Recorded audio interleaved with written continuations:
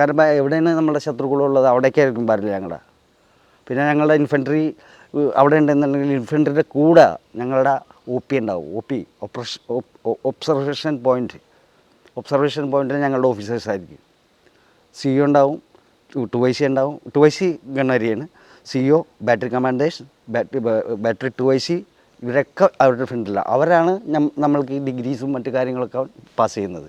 അവർ pass ചെയ്ത് command പോസ്റ്റിൽ നിന്ന് ഗണ്ണിലേക്ക് വരുന്നത്. ഗണ്ണിൽ വന്ന് വെറും ഡിഗ്രിയിൽ മാത്രം നമുക്ക് ചെയ്യാൻ പറ്റുള്ളൂ. ഏകദേശം മടം കണ്ടിട്ടില്ലേ, സ്കെയിലിൻ്റെ ഒരു വരയില്ലേ, ആ ഒരു വര മാതിരിയാണ് ഡാൾ സൈറ്റിൻ്റെ മുകളിൽ ഉള്ളത്.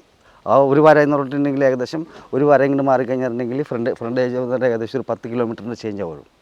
ബാരൽ ഇങ്ങനെ ഒന്ന് മാറിക്കഴിഞ്ഞാൽ ഏകദേശം ഒരു 10 കിലോമീറ്ററിൻ്റെ മാറ്റം വരും. അതായത് കൊടുങ്ങല്ലൂർ വീടിൻ്റെ സാധനം വീഴാൻ പോണത് മാളയിലായിരിക്കും. അതാണ് ആർട്ടിലറി ഗൺ എന്ന് പറയുന്നത്.